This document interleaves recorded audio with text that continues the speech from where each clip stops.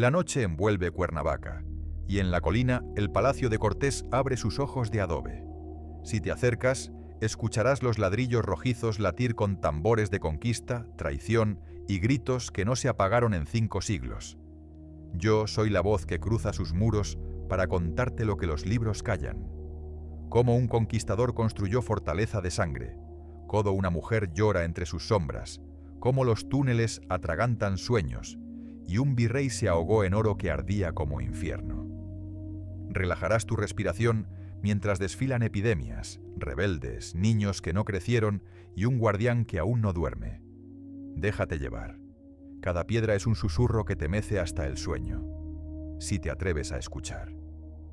El calor de la mañana aún no había rendido la brisa cuando el primer cañón rompió el silencio. Fue un estruendo que no provenía solo del metal, sino de la propia tierra que tembló bajo mis pies, como si el continente se desgarrara. Yo no era más que un muchacho de 17 años, recién llegado de Extremadura con la pólvora debajo de las uñas y la boca seca de miedo. Recuerdo que apreté el fusil contra el pecho, tan fuerte que sentí cómo el madero me marcaba la piel, y pensé que aquel sonido iba a quedarse grabado en mi cráneo para siempre. No sabía entonces que también quedaría grabado en la piedra que aún ojeas tú, oyente nocturno, cuando las estrellas parezcan escuchar lo que los cronistas olvidaron. La columna avanzaba por la falda del cerro, entre matojos que despedían un olor acre, a hierba quemada y a sudor de caballo. Los veteranos juraban que era el perfume de la guerra. Yo creí oler sobre todo miedo, el mío y el de los indios que espiaban desde la maleza. Porque sí, lo sabía, aunque las crónicas oficiales hablen solo de descubrimiento. Sus ojos relucían entre las hojas como brasas apagadas, y cada vez que un arcabuz disparaba, esos puntos rojos desaparecían, para volver a surgir más arriba, más cerca. Era un ajedrez que se jugaba con carne, y nosotros éramos los peones que Hernán Cortés empujaba sin mirar atrás. Cortés. El nombre resbalaba entre los labios como una oración y como una maldición. Lo vi aquel día montado en su alazán oscuro, con la capa empapada de polvo y una espada que parecía más grande que él. Gritaba órdenes con voz que no temblaba, pero yo estaba lo bastante cerca para verle los ojos. Brillaban con una luz húmeda, la misma que tienen los perros cuando husmean sangre. Más tarde supe que esa luz era la codicia disfrazada de destino. Entonces solo me pareció valentía. Los cronistas dirán que era un héroe. Yo te digo que era un hombre que había aprendido a soñar en oro cuando aún era niño y que, al fin, había encontrado el lugar donde ese sueño podía hacerse real a costa de otras pesadillas. La primera vajilla la vimos al mediodía. Un muchacho de los nuestros, Pedro de Alvarado el Bermejo, recibió una piedra en plena frente. Cayó de rodillas, todavía con la sonrisa de quien cree que la herida es un juego, y luego se desplomó.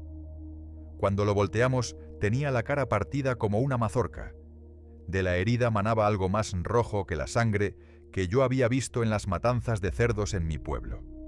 Se le escapaba la vida en chorros que se mezclaban con el polvo y formaban un barro oscuro. Me agaché a cerrarle los ojos y sentí que se me clavaban las pupilas. 2 espejos donde me veía yo mismo, muerto antes de tiempo.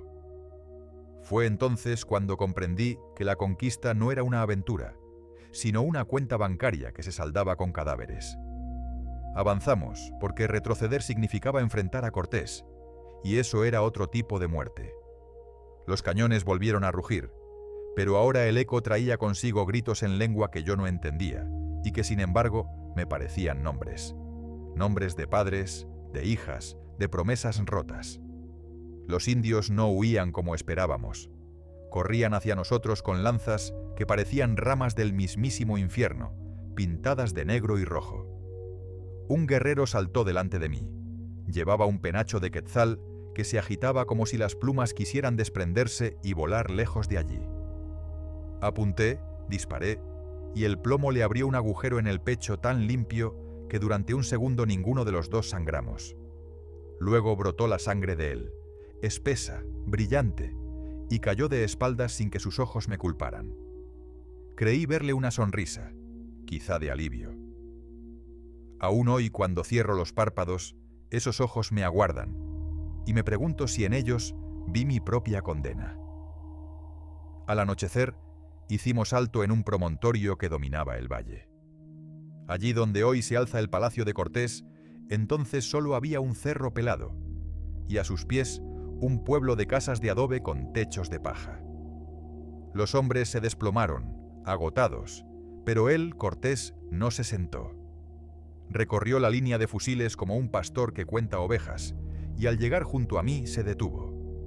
Me miró, me palmeó el hombro con una mano que olía a pólvora y me dijo: «Mañana, muchacho, serás capitán de esta tierra, porque la tierra se conquista con sangre y con olvido». No supe si era una promesa o una sentencia. Ahora sé que era ambas. La noche fue un pozo negro lleno de ruidos.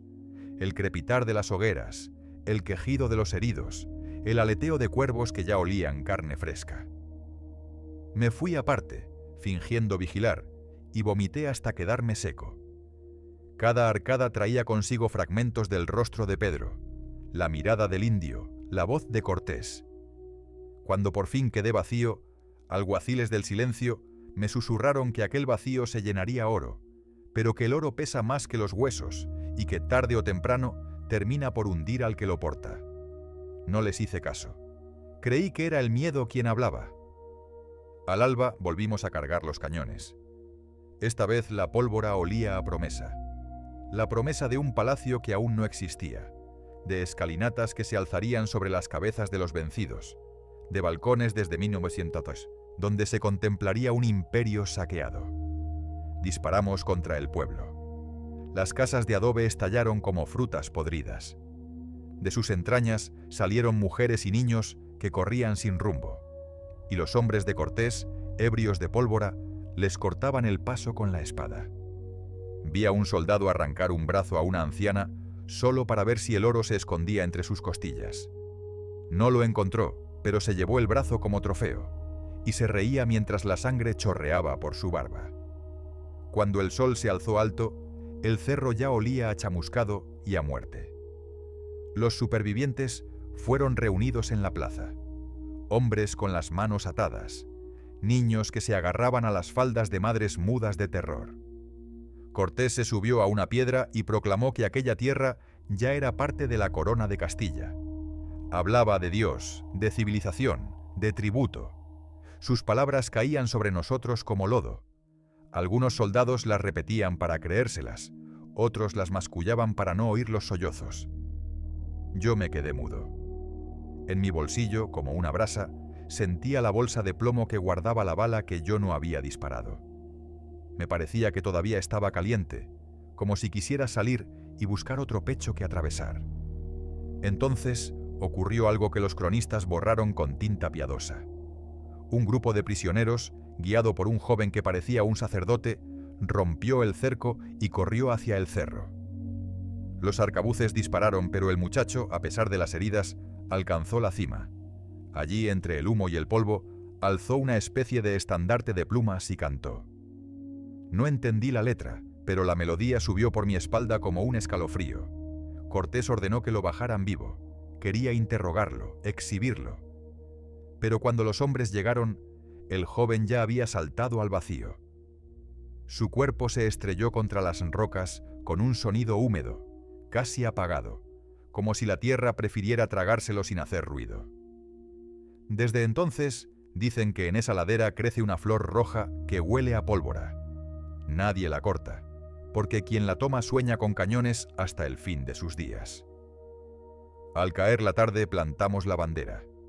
El trapo amarillo y rojo se desplegó sobre el cielo ensangrentado, y Cortés, con voz ronca, nombró al lugar. Cuauhnáhuac será llamada desde hoy Cuernavaca, y sobre esta colina levantaré mi casa.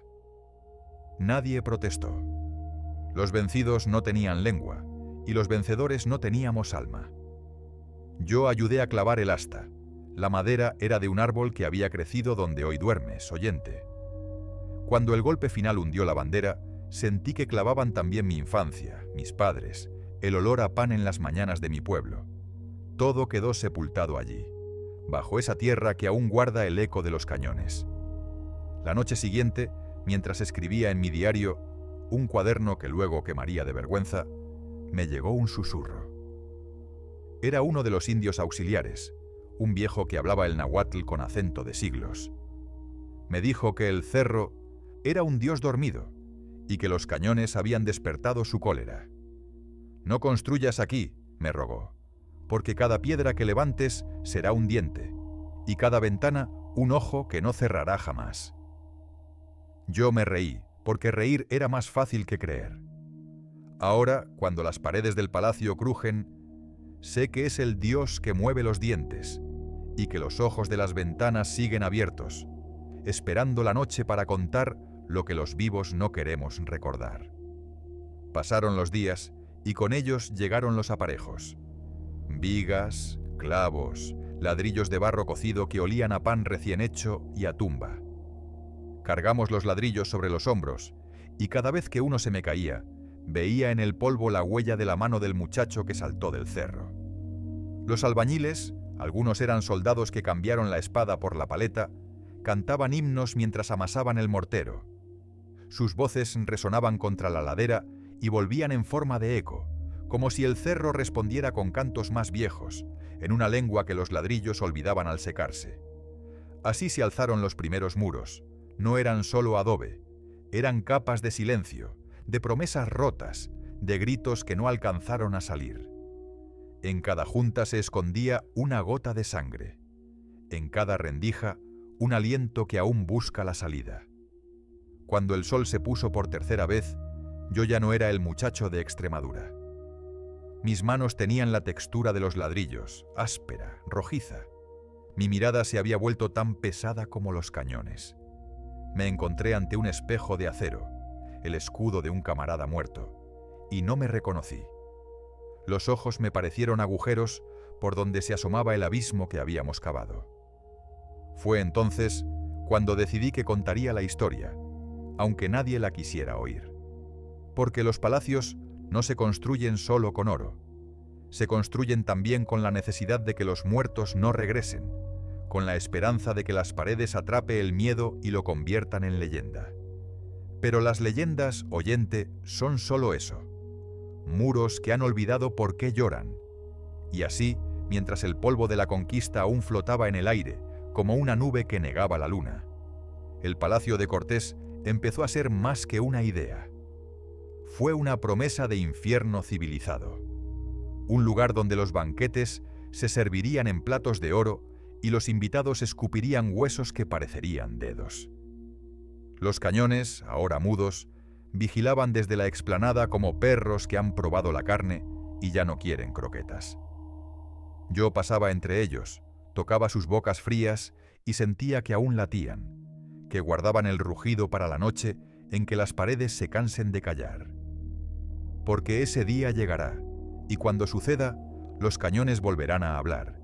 Y entonces ya no habrá conquistadores ni conquistados, solo testigos como tú, que escuchan esta historia mientras la oscuridad se cuela por la ventana y las estrellas parecen pústulas en la piel del cielo.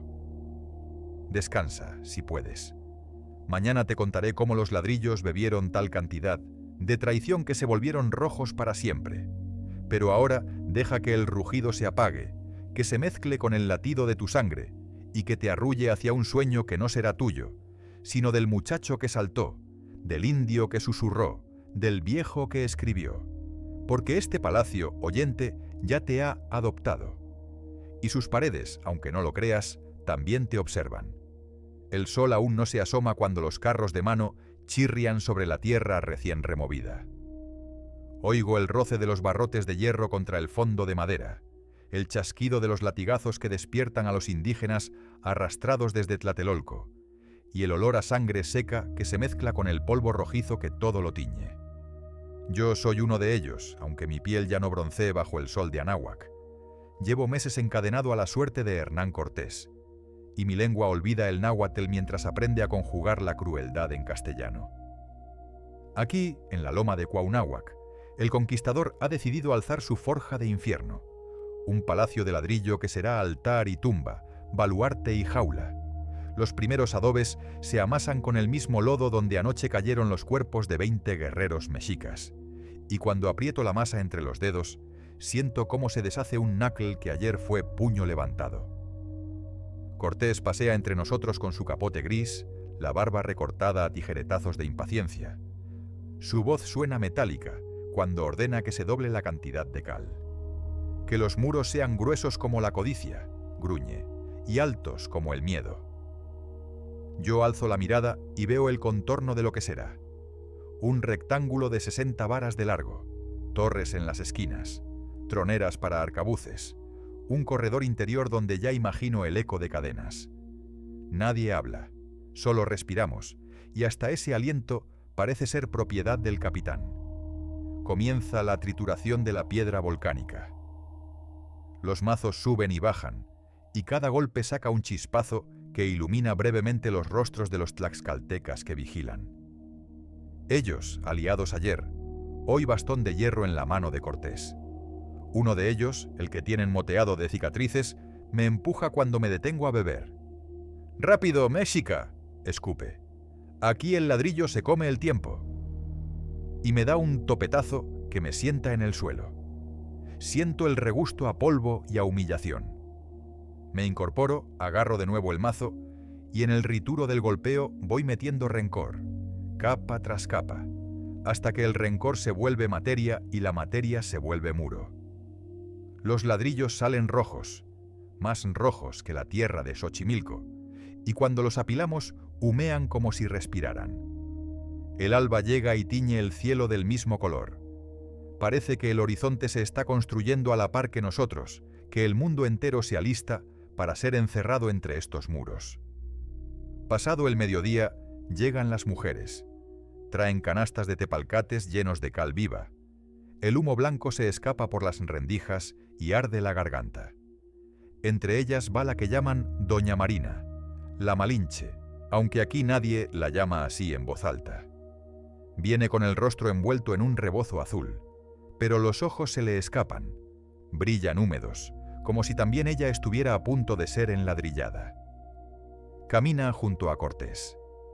Él le susurra algo al oído y ella asiente, pero yo veo cómo aprieta los labios hasta que se le escapa una gota de sangre. En ese instante, comprendo que este palacio también la atrapa a ella, que su voz de intérprete se quedará aquí clavada como una estaca. Me cruza la mirada un segundo y hay en ella una súplica que no alcanza a formular. Luego se aleja y el polvo la devora. Yo sigo amasando, pero ahora llevo dentro su imagen, y el ladrillo que modelo parece llevar su huella. Cuando el sol cae a plomo, sobre la azotea en ciernes, comienzan los repartos de pinole y agua. Los cazos pasan de mano en mano, y en la espuma del maíz todavía flota el sudor de quien lo molió. Uno de los españoles, el que tiene la nariz rota por un arcabuzazo viejo, se burla de nuestras ganas. «Bebed, perros», grita, «que esta agua lava la herejía», y escupe dentro del cazo. Los demás españoles ríen, y la risa suena como cristales rotos.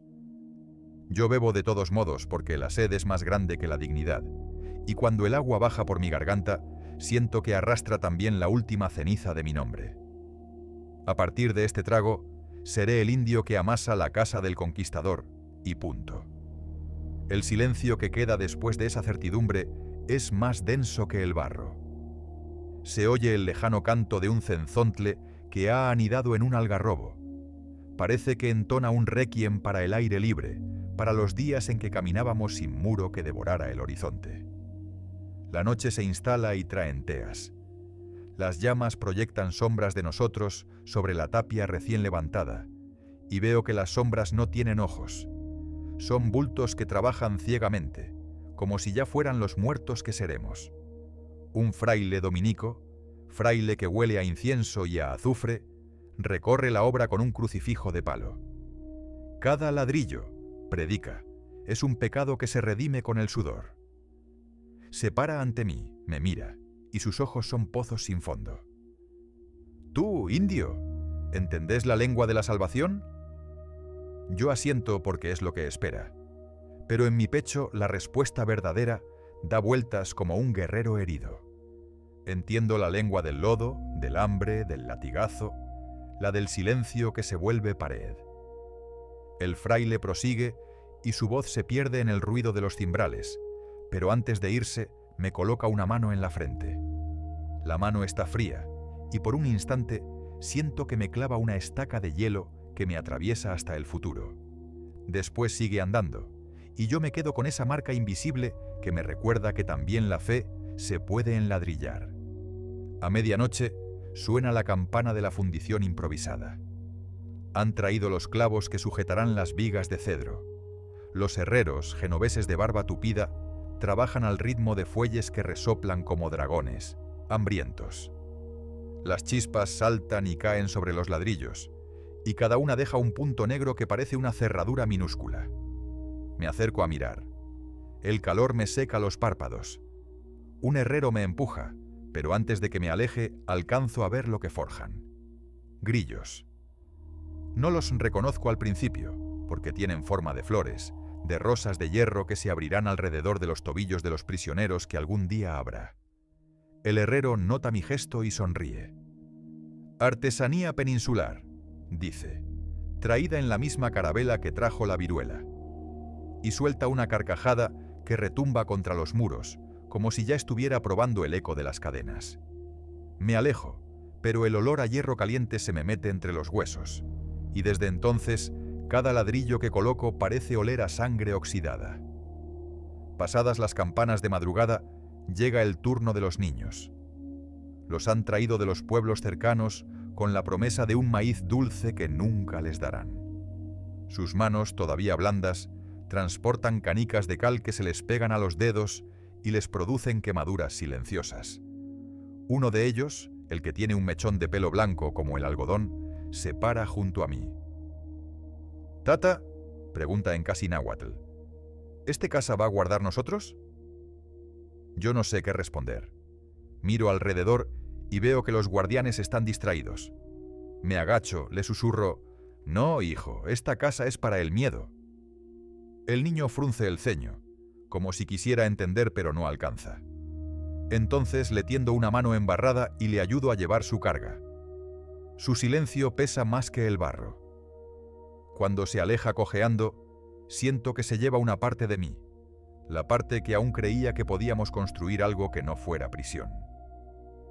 Me quedo clavado en el suelo y el siguiente ladrillo se me cae de las manos y se parte. El sonido seco es un gemido que nadie más oye. Al amanecer, Cortés ordena que se levante el pabellón de tela donde duerme. Se pasea descalzo sobre los ladrillos todavía tibios, como si quisiera grabar su planta en la historia. Lleva una espada desnuda en la mano derecha y un rosario en la izquierda. Ambos cuelgan con el mismo peso, como si la fe y la muerte fueran gemelas. Se para frente a mí, me señala con la punta. «Tú, el de la cicatriz en el brazo, ¿cuántos ladrillos has puesto?» Le respondo con un número que invento, porque hace tiempo perdí la cuenta. Él asiente satisfecho.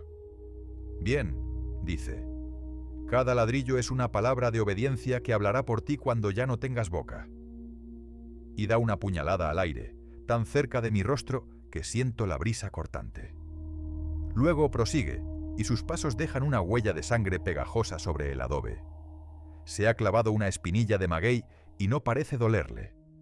La sangre forma un pequeño río que se infiltra entre los ladrillos, y yo sé que esa gota será parte del muro para siempre, que cada vez que alguien apoye la espalda contra esa pared, sentirá el pulso de Cortés que aún late. Los días siguen así, iguales y distintos. A veces llueve, y el barro se vuelve babas de serpiente que se nos tragan hasta la rodilla. A veces el sol es un plato de bronce que nos aplasta la nuca. A veces llegan prisioneros de guerra, y los obligamos a mezclar el mortero con sus propias mantas desgarradas, de modo que el palacio llevará tejido de sus sueños rotos. Cada tarde la pared crece un cuerpo más, y cada noche los grillos de hierro florecen un poco más. Los frailes han comenzado a pintar sobre la capa fresca unos santos de ojos vidriosos que parecen mirarnos con lástima, pero también con advertencia. Uno de los santos, el que lleva espada en lugar de cetro, tiene mi cara, la misma cicatriz, la misma ceja partida. Cuando lo veo, siento que el muro me devora por dentro, que soy yo el que está siendo enladrillado lentamente. Una noche, cuando las estrellas parecen clavadas en el cielo con los mismos clavos que usamos en las vigas, oigo un murmullo entre los indígenas viejos. Hablan del diablo que habita la tierra movediza de Cuernavaca, del Tzitzimitl que se traga las almas de quienes construyen sin pedir permiso a los antiguos. Se cuentan que si al amanecer el palacio no ha sido bendecido con una ofrenda de sangre, los muros se vendrán abajo y aplastarán a los vivos y a los muertos. Yo escucho, y el miedo me recorre como un escalofrío de ladrillo. Miro a mi alrededor. Todos están demasiado cansados para creer, pero también demasiado asustados para no creer. Entonces, sin pensar, agarro un trozo de tezontle afilado, me abro la palma de la mano y dejo que caigan las gotas sobre la mezcla recién hecha. La sangre se difumina, se pierde, pero siento que la pared respira hondo, como si hubiera estado conteniendo el aliento y ahora por fin pudiera suspirar. Nadie me ve, o quizá todos me ven y guardan silencio. Al día siguiente, los muros se alzan derechos, y los capataces dicen que nunca han visto una obra tan firme. Yo sé que he sellado un pacto, que ahora formo parte de esta fortaleza como una viga invisible, como un susurro que se repite entre las juntas. Las semanas se vuelven meses. Ya no cuento los días por el sol, sino por el número de lágrimas que caben en un mortero. Han terminado el cuerpo principal. 2 plantas, un corredor de arcos, una capilla diminuta donde el Cristo de marfil parece estar siempre clavado en la cruz del miedo. Han construido también las mazmorras, excavadas en la ladera, con rejas de hierro que miran al barranco. Desde allí se oye el canto de los ríos que corren abajo, y los prisioneros dicen que es la voz de la libertad que se escapa sin ellos. A mí me han asignado una celda pequeña junto a la puerta principal. No es para dormir, sino para estar siempre listo cuando lleguen más ladrillos, más guerra, más muerte. Me han dado una manta de ixtle y una tinaja de barro. En la tinaja guardo agua y recuerdos, aunque cada vez hay menos del segundo. A veces, cuando la noche es tan espesa que parece otra pared, escucho pasos en el corredor. Son los guardias, pero también son los que no tienen piernas, los espectros de los caídos durante la construcción. Sus pasos suenan como si arrastraran cadenas de barro, y su susurro repite una sola frase. Aquí quedaste, aquí quedaste.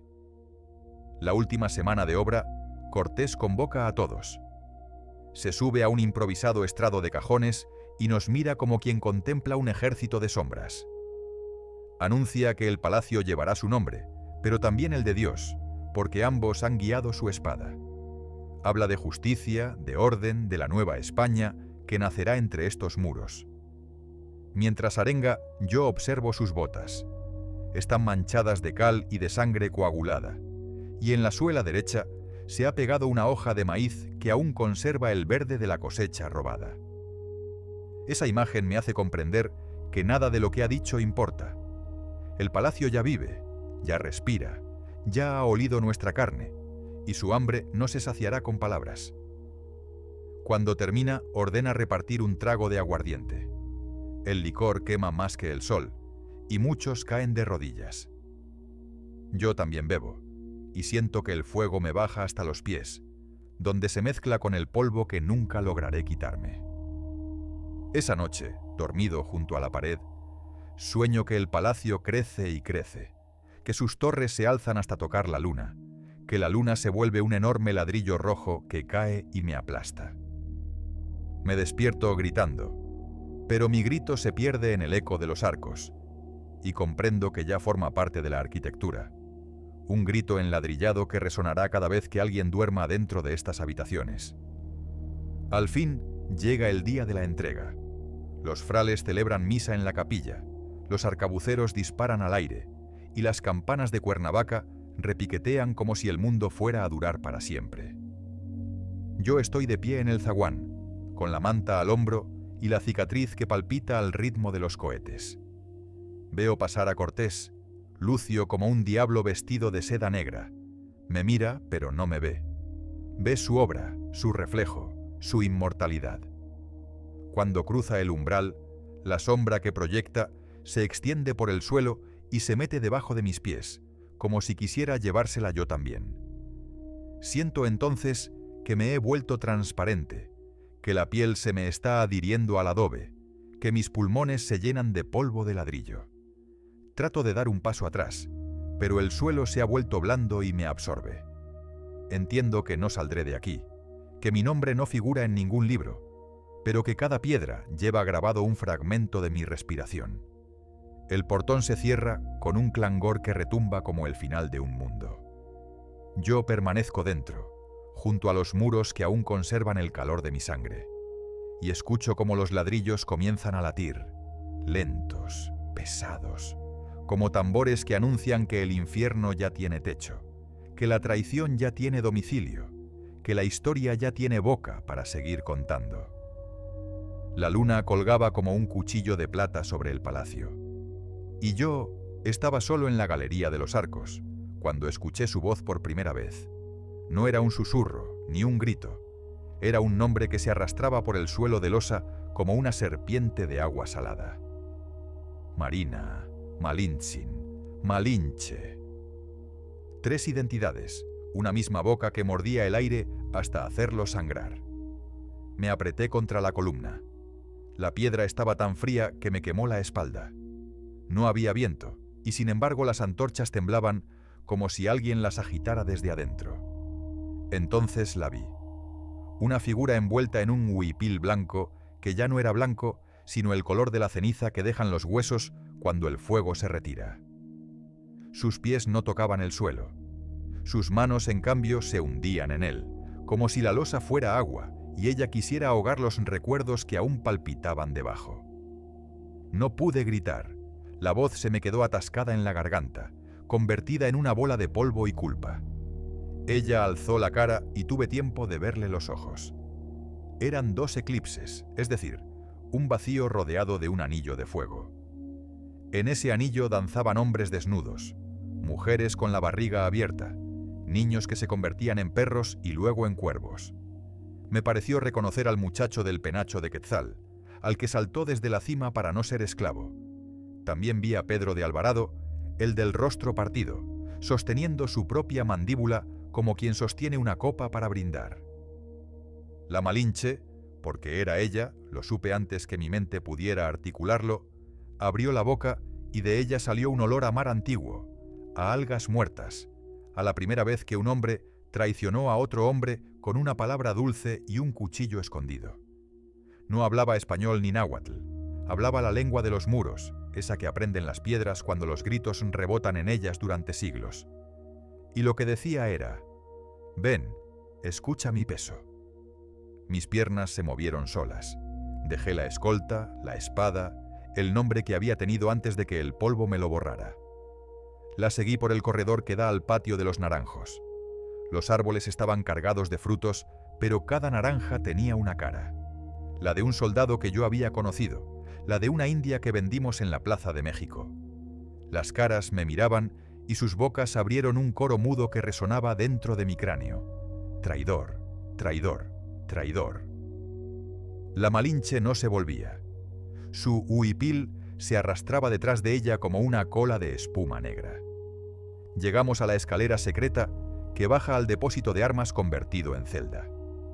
Allí, donde los rayos de luna se filtran por las rendijas como lanzas de cristal, ella se detuvo y señaló el suelo. Había una losa suelta. La levanté con las uñas. Debajo, un espejo de obsidiana que no reflejaba mi rostro, sino el de ella cuando aún era niña, vendida por su madre a los comerciantes de Xicalango. Vi cómo la cambiaban por un collar de conchas, cómo aprendía el maya chontal en la lucidez de los cálculos que harían de ella intérprete, cómo su virginidad se trocó en alianzas, cómo su voz se volvió moneda de cambio entre 2 imperios que se desangraban. El espejo palpitó y la imagen saltó a mi pecho como un gato ardiendo. De golpe supe lo que era ser ella. caminar entre dos ejércitos con la lengua afilada, traducir la muerte al otro idioma sin que nadie sospechara que también traducías la vida, sentir cómo cada palabra tuya condenaba a cientos, cómo cada silencio te condenaba a ti. La Malinche me miró. Ahora estaba frente a mí, aunque también seguía dentro del espejo, y me dio la mano. Su piel era tan fría que mis dedos se quedaron pegados, como cuando en niño metí la lengua en el hierro del pozo de mi pueblo. Tú también traduces, dijo. Traduces el miedo en órdenes, la culpa en historias. Ven, ayúdame a cargar. Entonces vi que de sus hombros colgaban bolsas hechas de cabello humano. Dentro lloraban bebés que aún no habían nacido cuando sus madres murieron. Cada vez que ella daba un paso, las bolsas se golpeaban contra sus muslos y los bebés se ahogaban otra vez. Salimos del sótano y atravesamos el salón de los frescos. En la pintura aparece Cortés con la espada en alto, y ella a su lado, de pie, como una estatua. Pero esa noche el fresco sudaba. La pintura se deslizaba lentamente, como lágrimas de cal. El rostro de Cortés se deformó hasta convertirse en una calavera de oro que sonreía con dientes de esmeralda. El rostro de la Malinche, en cambio, se borró del todo, y en su lugar quedó un hueco que aspiraba el aire del salón. Yo sentía que me desgarraban los pulmones. Cada bocanada que daba era una página arrancada de mi diario de campaña.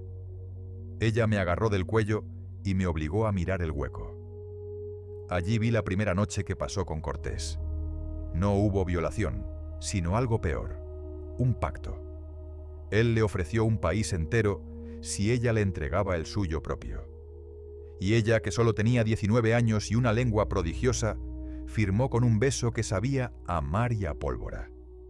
Desde entonces, cada vez que ella traducía una palabra, un territorio entero cambiaba de dueño. Cada vez que ella gemía, un poblado entero ardía. El pacto se escribía en sus entrañas con letras de hierro candente. Subimos la escalera de caracol que lleva a la Torre del Este. Allí, donde los grajos anidan entre los merlones, ella se desnudó. Su cuerpo era un mapa. Tenía el lago de Texcoco en el vientre, Popocatépetl en el seno izquierdo, el Golfo en la espalda. Cada vez que respiraba, temblaban los volcanes. Me indicó que me acercara con la mirada. Obedecí. Me hizo tocar su piel y sentí bultos bajo la epidermas. Eran nombres. Cada hombre que había traicionado con su interpretación, cada mujer que había entregado al enemigo sin saberlo, cada niño que había llamado papá a un soldado español que luego lo vendía como sirviente. Los nombres se movían, serpenteaban, se mordían la cola. Cuando retiré la mano, tenía la palma llena de letras, que ardían como brasas. Quise gritar, pero ella me besó en la frente y el grito se convirtió en una palabra maya que significa perdón y también deuda. Desde entonces, cada vez que abro la boca, sale esa palabra y nadie entiende por qué lloro. De pronto, el palacio se transformó. Los muros dejaron de ser adobe y se volvieron carne viva. Latían, sudaban, se estremecían con calambres. Los ventanales se abrieron como heridas y por ellas entraron los muertos que ella había traducido. Indios con crestas de papel, soldados con corazas oxidadas, frailes con bibliotecas en el pecho. Todos me miraban y repetían la misma pregunta. ¿Cómo se dice traidor en tu lengua? Yo quería huir, pero la Malinche me agarró del cabello y me obligó a mirarla a los ojos. No puedes huir de lo que ya tradujiste, susurró. Cada vez que contaste la historia de la conquista, cada vez que dijiste fue necesario, cada vez que dormiste tranquilo, firmaste con tu silencio. Entonces me dio un bastón de obsidiana y me empujó hacia el centro del salón. Ahora interpreta tú, ordenó. Y los muertos se arrodillaron, esperando. Abrí la boca y en lugar de palabras salieron ríos. Ríos de sangre que se bifurcaban en bocas de niños, ríos de oro que se solidificaban en cadenas, ríos de memoria que desembocaban en un espejo donde yo me veía viejo, solo, arrastrando un cesto lleno de cabezas que preguntaban ¿por qué? La Malinche me observaba con ternura mezclada con desprecio. «Así se traduce el poder», dijo. «Con la misma lengua se puede dar la bienvenida y se puede pronunciar la sentencia». Se acercó, me quitó el bastón y lo partió por la mitad. De su interior salió un grito que era el grito que yo no había lanzado la noche que Pedro de Alvarado murió, el que tampoco había lanzado cuando violamos a las mujeres del pueblo, el que guardé bajo almohadas de oro cada noche. El grito se expandió por el palacio como un viento negro que apagó las antorchas. En la oscuridad solo se oía el ruido de los ladrillos rojos al morder el aire. Cuando la luz volvió, una luz azulada de madrugada, la Malinche ya no estaba. Solo quedaba su huipil tendido en el suelo, convertido en un mapa de México que temblaba como un pájaro herido. Me arrodillé, lo tomé entre las manos y lo apreté contra el pecho. Sentí que se me clavaban las agujas de la historia. Cada puntada era un «te perdono» que ella no pronunció. Cada hilo era un «te condeno» que yo me gané. Desde entonces, cada noche, cuando el palacio apaga sus luces y los turistas se van, vuelvo a la Galería de los Arcos. Allí escucho su voz, que ya no es una sola, sino un coro de mujeres que caminaron entre dos fuegos y que aún no han encontrado la salida. A veces, si me acerco lo suficiente, siento que una mano me toca el hombro y me susurra al oído: «Traduce, traduce, que aún queda un país entero por traicionar». Y yo, que ya no soy soldado ni cronista, solo un guardián que no duerme, obedezco. Abro la boca y de ella sale la misma palabra maya, lol, que significa flor, deuda, perdón y espina. La palabra flota en el aire como una ofrenda que nadie recoge, y se queda allí, entre los muros de adobe, hasta que el sol la seca y se convierte en polvo que se mete entre las piedras para que, cuando tú, oyente, apoyes la mejilla contra la pared para dormir, escuches el eco de la voz que nunca calla. La voz de la mujer que llama en la noche, la que tradujo un continente y nunca pudo traducir su propio desgarro. Un escalofrío de seda roza mi nuca cuando cruzo el arco de entrada al Salón de los Cortés. No es frío, es la sombra de las bandas que aún cuelgan, raídas como banderas de un ejército que se rindió al lujo. Hace 3 días que me dejaron la llave del palacio, una llave de hierro forjada con la misma brasa que fundió grillos, y cada noche vengo a contarle a las paredes lo que los libros no atreven a afirmar. Tú, que me escuchas desde tu almohada, respira lento. Aquí no hay fantasías, solo hechos que se apagan cuando amanece y resucitan con la primera vela que tiembla. Sienta tu cuerpo en la loseta desportillada, junto a mí, y observa. El adobe huele a clavo y a vinagre de vino, porque en este salón se derramó más sangre azul que vino tinto. La primera vez que vi morir a un noble fue una tarde de 1531. El sol entraba a raudales por los ventanales que dan al Jardín de los Naranjos. Entonces florecían. Hoy solo quedan esqueletos de ramas que parecen dedos señalando al cielo para pedir auxilio. Y la luz se partía en los cristales de Murano que el virrey Mendoza envió desde la corte. El aire olía a azahar y a pólvora, mezcla que anunciaba banquete o ejecución. En esta casa solían ser la misma cosa. El que iba a morir era don Alonso de Benavides, alférez mayor de la provincia, hombre de barba rubia que se peinaba con agua de azahar para ocultar el tufo a cobre que le dejaba la armadura.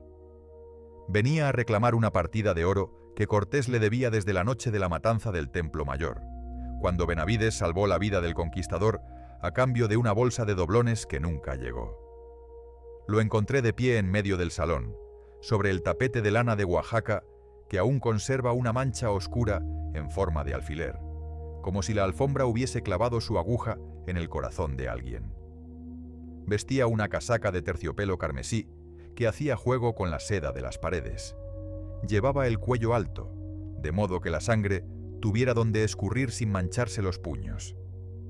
A su lado estaba doña Inés de la Cerda, su esposa, de pie, con la mirada fija en la bóveda de cañón, como si contara las rajas de luz que se rompían en las vigas de cedar. Ella ya sabía. Las mujeres siempre saben antes que los hombres, porque el miedo les entra por los poros cuando las abrazan de noche. Cortés entró sin estruendo. Traía puesta una camisa de Holanda tan blanca que parecía hecha de papel de misa, y en la mano un guante de cabritilla que apretaba como si estrangulara un pájaro invisible. No saludó. Dio una palmada y apareció un esclavo negro con una bandeja de plata. Sobre ella una copa de cristal de roca y una daga de filo ondulado, la misma que usaban los verdugos de Sevilla para que la herida no cerrara y la sangre brotara a borbotones. El silencio se hizo tan denso que se oía el zumbar de las moscas que revoloteaban alrededor de los candelabros de cera de abeja. Cortés habló quedo, casi cariñoso. «Don Alonso, la deuda se paga con monedas de confianza o con monedas de silencio. Elija usted la divisa». Benavides palideció, pero no retrocedió. Miró a su mujer, que seguía contando rajas de luz, y dijo: «Págame, señor, y me callo, pero si me mata, mi sangre hablará por los siglos». Cortés sonrió, y en esa sonrisa se le dobló la cara como a mascarón de proa que ha chocado contra el iceberg de su propia ambición. No hubo juicio. El mismo Cortés sirvió el vino, un jerez dulce que olía a almendras amargas. Lo vertió lentamente, dejando que el líquoro formara un remolino en el fondo de la copa, como si preparara un pequeño mar donde ahogar la conciencia. Benavides bebió de un trago, limpió el bigote con el dorso de la mano y devolvió la copa. Entonces Cortés desenvainó la daga. No la blandió, la sostuvo como quien sostiene una pluma para firmar un contrato. Se acercó, le susurró algo al oído. Nunca supe qué, pero vi cómo el alfiler de la alfombra tembló, como si la ejecución ya hubiera comenzado bajo tierra, y con un movimiento tan suave que parecía caricia, le abrió la garganta. La sangre salió en forma de abanico, rojo intenso que contrastaba con el carmesí de la casaca. Benavides no gritó. Emitió un sonido ronco, como si el mundo se le atragantara. Se llevó las manos al cuello, pero la sangre se escapó por entre sus dedos con tanta prisa que parecía correr a entregar una carta de desahogo. Cayó de rodillas primero, luego de costado, y el chorro fue decreciendo, hasta convertirse en un hilo que se coló entre las fibras de la alfombra y formó la mancha que hoy ves, oyente, si posas tu mano sobre ese mismo lugar. Doña Inés no gritó tampoco. Se limitó a cerrar los ojos, contó una última raja de luz y se desmayó. El silencio que quedó fue tan perfecto que se oyó como la cera de los candelabros se consumía, gota a gota, como un reloj que marca el tiempo de los muertos. Cortés se limpió la daga en el guante, lo dejó caer sobre el cadáver y salió sin volverse. El esclavo recogió la copa, que aún tenía un fondo de vino mezclado con sangre, y se lo bebió de un trago. Dicen que desde aquella noche el hombre no habló más. Le creció la lengua dentro de la boca como raíz de árbol que no encuentra salida, y murió mudo años después, ahogado en su propia lengua.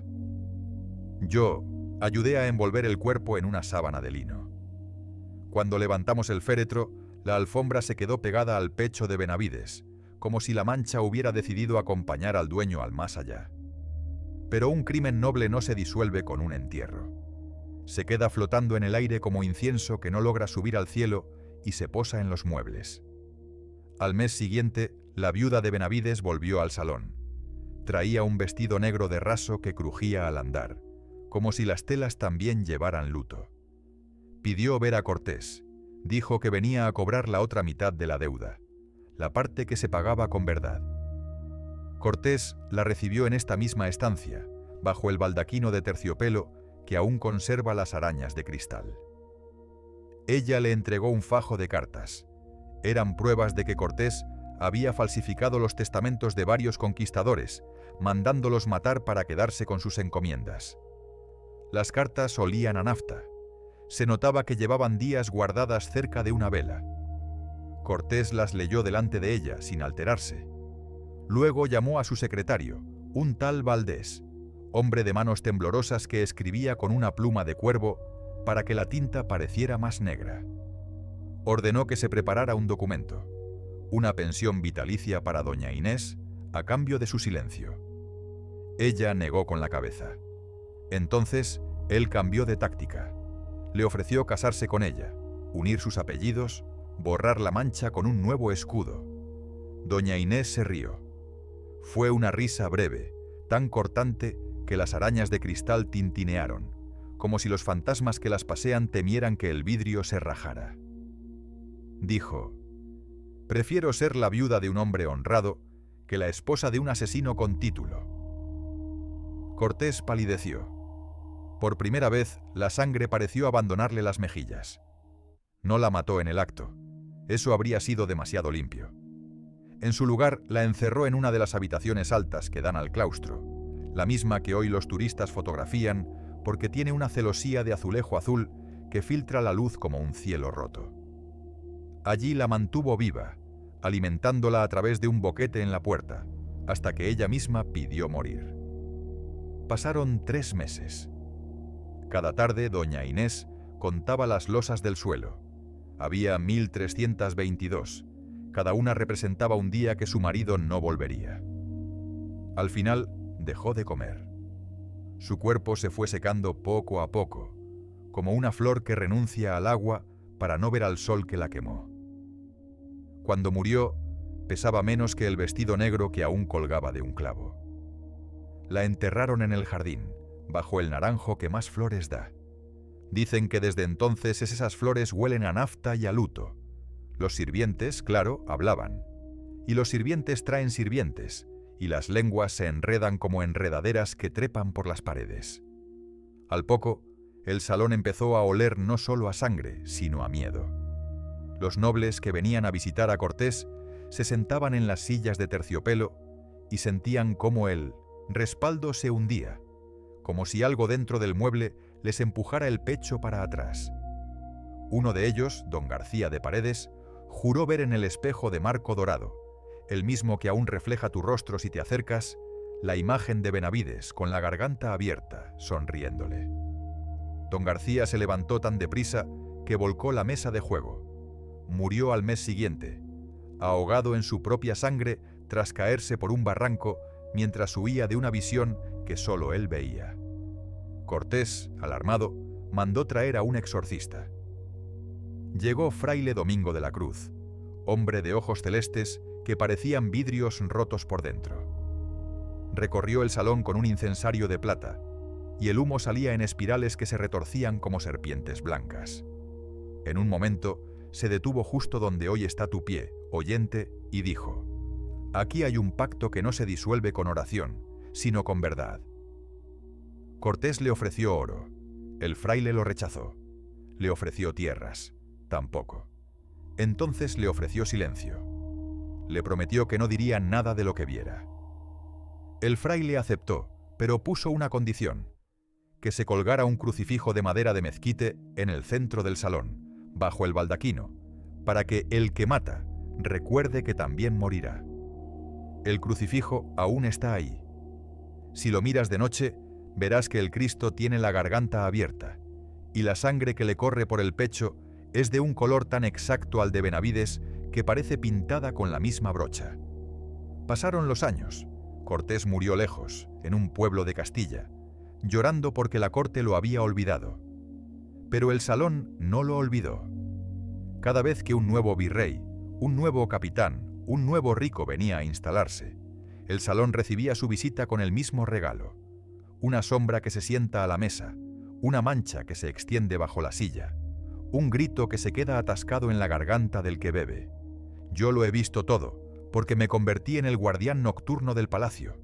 Me pagan con una moneda de cobre y con permiso para dormir en la bodega de vinos que ya no tiene vinos, solo botellas vacías que huelen a recuerdo.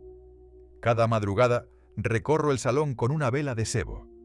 La llama se inclina siempre hacia la alfombra, como si quisiera besar la mancha que nunca se fue. Y ahora, mientras tu respiración se alarga y el sueño te va envolviendo, yo me arrodillo junto a ti y te susurro: esta losa que tienes debajo no es solo piedra, es la losa que cubrió el corazón de doña Inés. Esta viga que cruza el techo no es solo madera. Es la que soportó el peso de la espada de Cortés cuando la colgó para que no se oxidara. Esta bóveda que parece observarte no es solo arquitectura. Es la boca que habla cuando los vivos callan. Descansa, si puedes, pero recuerda, en este salón, los nobles murieron de nobleza, los traidores murieron de traición, y los que solo venían a cenar murieron de sobresaltos. Mañana te contaré cómo los túneles que tragan almas comenzaron a abrirse bajo esta misma losa. Por ahora, deja que la mancha de Benavides se expanda bajo tu silla, que el crucifijo de madera te mire con sus ojos de sangre seca y que el silencio que queda después del crimen te meza como una cuna de hierro. Porque este salón, oyente, ya te ha nombrado huésped, y su historia, aunque no lo sientas, también te observa mientras cierras los ojos. El hedor me golpeó antes que la antorcha, una mezcla de orín, madera podrida y miedo tan viejo que ya había fermentado. Apreté el mechero de eslabón contra el pecho y avancé un paso. El ladrillo que pisé crujió como si tuviera dientes y quisiera morderme el talón. Era la tercera noche seguida que el palacio me empujaba hacia la bodega de vinos vacía, hacia el trapdoor que los carpinteros clavaron con 2 docenas de clavos de hierro, y que, sin embargo, anoche encontré entreabierto, como si alguien hubiera respirado desde adentro y la madera, compasiva, cediera. No vine por curiosidad. Vine porque la voz de la Malinche aún me zumbaba en los huesos y me repetía: abajo está el origen del peso que cargas. Y porque al cerrar los ojos veía los pies del muchacho del penacho de Quetzal que aún no terminaban de caer. Una imagen en bucle que solo encontraba reposo cuando la oscuridad era más profunda que la vergüenza. Bajé los peldaños de caracol uno a uno. Cada tablón exhalaba un suspiro distinto, como si fueran años que se desperezaban. El aire se volvió más espeso, más cargado de sal. No la sal de la cocina, sino la de las lágrimas que se evaporaron antes de que pudieran ser lloradas. En la pared, unas manchas negras dibujaban rostros que se disolvían cuando los miraba de frente. Si desviaba la vista, volvían a formarse más hambrientos. Llegué al rellano y la antorcha parpadeó. Una ráfaga de viento subterráneo la inclinó hacia la izquierda, hacia un pasadizo que no existía en los planos que dibujó el arquitecto de Cortés. En los planos, esa pared era maciza. En la realidad, tenía un hueco con forma de boca entreabierta. Me acerqué y el hedor se hizo tan denso que tuve que vomitar, pero no tenía nada en el estómago. El palacio se había comido hasta mis ganas de arrojar la culpa. Traspasé el arco. El pasillo descendía en pendiente tan suave que apenas se notaba, pero mis rodillas la adivinaron. Empezaron a temblar como si ya anticiparan la pendiente sin fondo. A los lados, unas celdas de piedra negra, cada una del tamaño de un ataúd mal medido. Las rejas eran de hierro forjado, pero los barrotes estaban torcidos, como si alguien los hubiera mordido. En la primera vi una silueta, un hombre de espaldas, desnudo, con la columna vertebral marcada como los dientes de un peine. Pensé que era una estatua hasta que se volvió. No tenía ojos, solo 2 huecos donde anidaban cangrejos de río, pequeños, blancos, que se movían como si buscaran la luna dentro de su cráneo. Abrió la boca y de ella salió un canto en náhuatl que yo había olvidado. La última palabra que alcancé a entender fue Mictlán, el lugar sin regreso. El hombre extendió un brazo. La mano le faltaba, pero la muñeca sangraba gotas negras que caían al suelo y formaban pequeños mapas de Anáhuac antes de desaparecer. Quise seguir caminando, pero mis pies se hundieron un instante en el barro que brotó de esas gotas. El barro me tironeó como si quisiera quedarse conmigo, como si fuera el palacio diciendo: un ladrillo más, un alma menos. Logré arrancarme y avancé. La segunda celda estaba vacía, pero en el suelo había un montón de cabello humano, trenzado en forma de serpiente. El mechón era tan grueso como mi brazo y olía a jabón de albahaca, el mismo que usaban las mujeres de Texcoco antes de que llegáramos. Me agaché y el cabello se enroscó alrededor de mi muñeca. Tiré, pero se aferró con una fuerza que no era física, era el peso de las promesas rotas. Oí entonces una risa de mujer que venía del techo. Alcé la antorcha y vi, entre las vigas, una boca pintada con achiote que se abría y cerraba sin producir sonido. Cada vez que se cerraba, el cabello se apretaba más. Comprendí que era un collar invisible que me ofrecía la celda. Si me dejaba llevar, podía convertirme en su nuevo habitante, en su nuevo recuerdo. Saqué el cuchillo de carnicero que llevaba atado a la pantorrilla, el mismo que usé para cortar el pan de la conquista, y me corté un mechón de mi propia barba. Lo dejé caer sobre la serpiente de cabello ajeno. Esta se aflojó, como si el intercambio la satisficiera, y yo pude seguir. En la tercera celda dormía un niño. Estaba arrodillado, como si rezara, pero su cabeza colgaba hacia atrás y la boca abierta dejaba ver 2 hileras de dientes de obsidiana. No era un niño real, era un ídolo de barro del tamaño de un crío de 6 años, pero su pecho subía y bajaba con el ritmo de la respiración. En su regazo tenía un huevo de avestruz agrietado. De la grieta asomaba un dedo menudo, como de bebé, que se movía como si quisiera señalarme. El ídolo me miró. Sí, me miró. Y me habló con voz de cascabel. Cuando los españoles llegaron, los sacerdotes escondieron a los dioses en cuevas, pero los dioses no supieron estar quietos. Se metieron en los niños que nacieron después. Yo soy uno de esos niños dioses, y aquí me quedaron olvidados. Llévame, y te daré un sueño que no termine nunca. Extendí la mano. El dedo del huevo se enroscó a mi índice con una ternura que me hizo llorar. Pero cuando tiré, el dedo se desprendió, sangró arena negra, y el ídolo se agrietó hasta convertirse en polvo que olía a copal quemado. En el suelo quedó grabada la palabra Tlaltecutli, el dios de la tierra que devora. Entendí que el palacio no solo había sido construido sobre el cerro, había sido construido dentro del vientre del dios, y nosotros éramos las vísceras que él movía para digerir la historia. Seguí bajando. El pasillo se ensanchó en una cámara ovalada, tan alta que la antorcha no alcanzaba el techo. La oscuridad de arriba parecía un océano invertido. En el centro, un pozo de 3 varas de diámetro. Me asomé y el hedor se convirtió en voz. Un coro de hombres que repetían mi nombre con la entonación de los libros de caballería que leía de niño en Extremadura. El eco subía enrollado en torno a una escalera de cuerda que colgaba hasta perderse en la penumbra. Agarré la cuerda. Estaba húmeda, tibia, como si fuera un intestino recién arrancado. Comencé a bajar. Cada peldaño era un nudo que se me clavaba en la palma. Cada nudo soltaba un suspiro que olía a vino rancio y a confesiones. En la pared del pozo vi enterradas espadas. No clavadas, sino fusionadas, como si el barro las hubiera tragado cuando aún estaban calientes. Unas tenían nombres grabados en la hoja: Bernal, Gonzalo, Pedro. Otras, en cambio, llevaban nombres indios que yo no podía pronunciar sin que se me enredara la lengua. Entendí que cada espada era una promesa que el palacio había cobrado. La promesa de volver y no volver. La promesa de ser fiel a la corona y a la codicia. La promesa de olvidar. Al bajar, sentí que las espadas vibraban, como si quisieran desprenderse y seguir peleando una guerra que ya nadie recordaba. Llegué a un desvío. A la izquierda, un túnel angosto que olía a mar. A la derecha, una bóveda iluminada por una luz verdosa que palpitaba como un corazón enfermo. Elegí la derecha porque el mar ya me había traído bastante muerte en las naos. La bóveda era una cripta circular. En el centro, una mesa de piedra donde yacía un hombre vestido de virrey. Corona de laurel, capa de armiño, botas de charol. Pero la cara era la mía, aunque más vieja, más flaca, más culpable.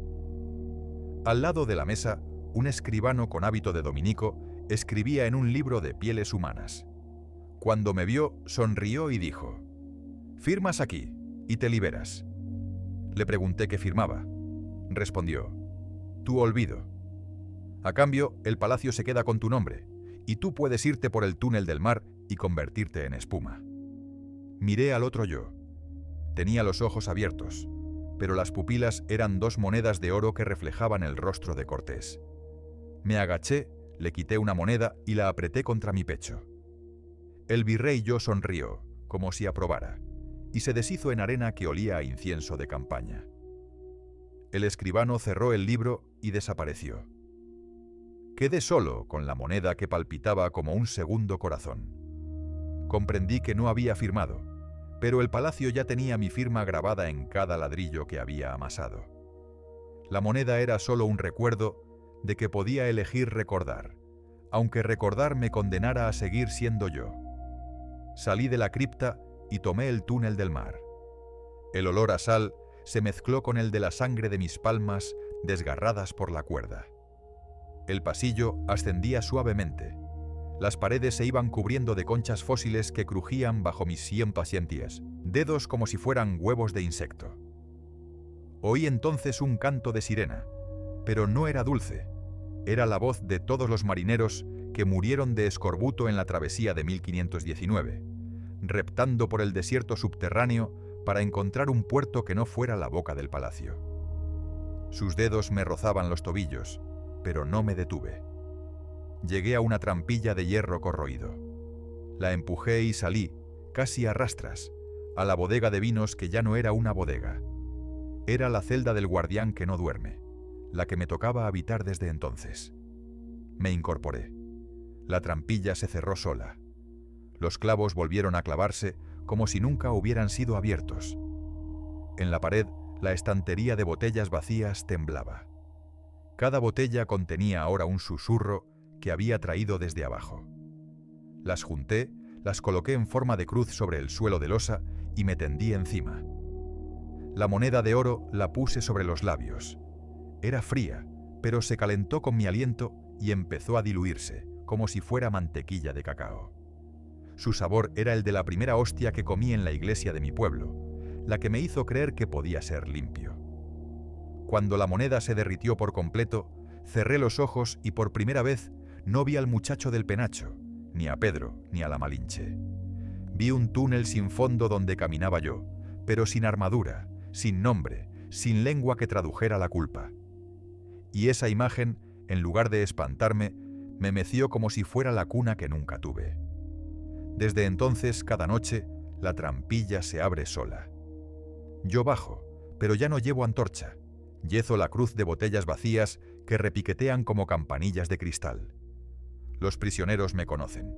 Ya no me preguntan quién soy. Les traigo agua en cuencos de barro que dejo en el umbral de sus celdas. Beben, y sus bocas dejan de repetir mi nombre. El niño Dios ya no existe, pero a veces encuentro un huevo de barro en el suelo. Lo rompo y sale el olor a copal que me recuerda que el palacio sigue digiriendo historias. Yo sigo siendo su digestión, pero también su testigo. Y cuando tú, oyente, apoyes la oreja contra la losa del suelo de la bodega, porque tarde o temprano todos pasamos por ahí, escucharás el eco de mis pasos que no terminan de bajar. Y sabrás que los túneles no están abajo, están dentro, y el palacio solo ha construido bocas para que las almas que entran nunca acaben de salir. El oro pesa más que el alma, y esa noche lo sentí aplastándome el pecho como losa de cripta. Era invierno de 1541. El aire olía a naranjo amargo y a humo de carbón que venía de la fundición clandestina que habían instalado en el claustro. Y yo, que ya no era muchacho ni anciano, sino un sirviente sombra con la mirada disuelta en aguardiente, llevaba 3 días sin dormir, porque el virrey don Antonio de Mendoza había mandado traer desde Zacatecas lingotes que relucían como sol enfermo, y que al apilarlos en la cámara del tesoro, empezaron a sangrar. Sí, a sangrar. Una sustancia espesa, amarilla, con olor a azufre y a miedo, que se colaba por las juntas del piso y que los peones lamían creyendo que era miel de poder. Yo la toqué con el dedo índice y sentí que la piel se me despegaba de la carne, como si el oro quisiera cambiarme de piel por una de metal. La cámara del tesoro no era una sala cualquiera. Estaba excavada en el corazón del palacio, sin ventanas, sin más luz que la de un candelabro de plata que ardía con grasa humana. Dicen que fue de un soldado desaparecido. y cuyas llamas proyectaban en las paredes sombras de hombres que se ahorcaban con cadenas de oro. El virrey había ordenado forrar las paredes con planchas de tálamo de 24 quilates, para que el brillo deslumbrara a los visitantes y les hiciera creer que allí se guardaba el cielo.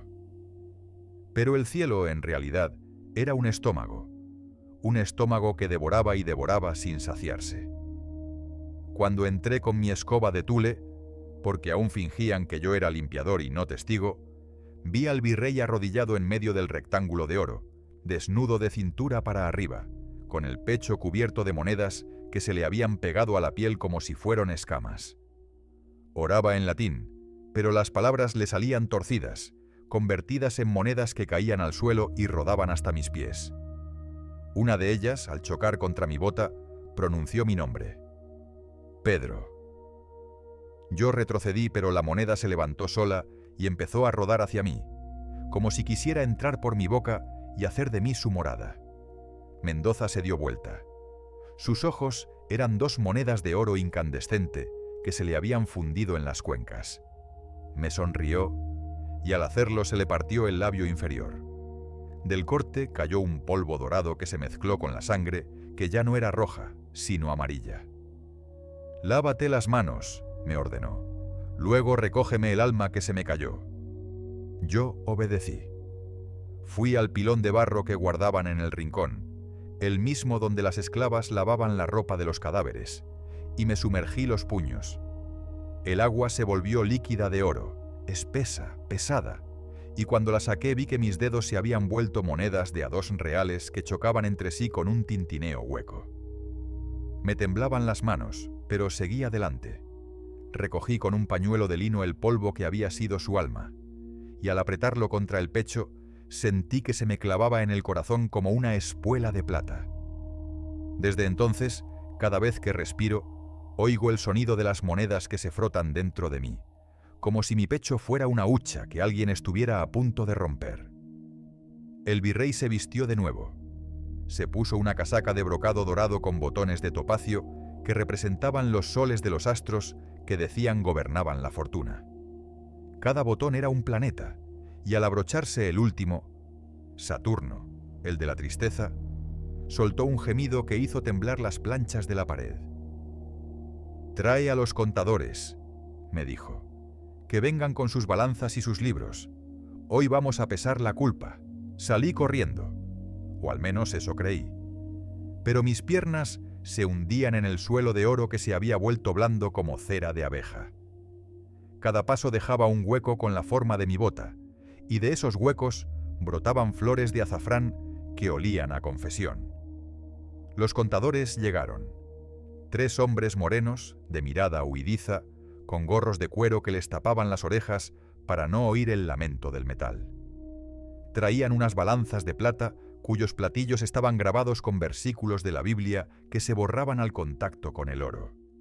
Cuando pusieron un lingote sobre la balanza, el versículo de la derecha desapareció y apareció otro que decía: «Y el oro será para él como polvo que lo cubra, y la plata como lodo que lo ahogue». Pesaron, contaron, anotaron. Cada vez que la balanza se nivelaba, se oía un crujido que no era de metal, sino de huesos. Los huesos de los mineros de Zacatecas que habían muerto enterrados vivos cuando las vetas se derrumbaron. Uno de los contadores, el más joven, que tenía una mancha de nacimiento en forma de pico de cuervo en el cuello, empezó a llorar. Las lágrimas le caían sobre el libro mayor y al contacto con el oro se convertían en perlas que se incrustaban en el pergamino. El virrey lo vio y se acercó. Con un dedo que ya no era carne, sino una moneda de oro acuñada con su propia efigie, levantó la barbilla del contador y le susurró: «No llores por ellos, llora por ti, que tu alma pesa menos que 1 onza». El muchacho dejó de llorar, pero sus ojos se le vaciaron. De las cuencas le cayeron 2 moneditas de oro que rodaron hasta mis pies. Las recogí. Aún las tengo.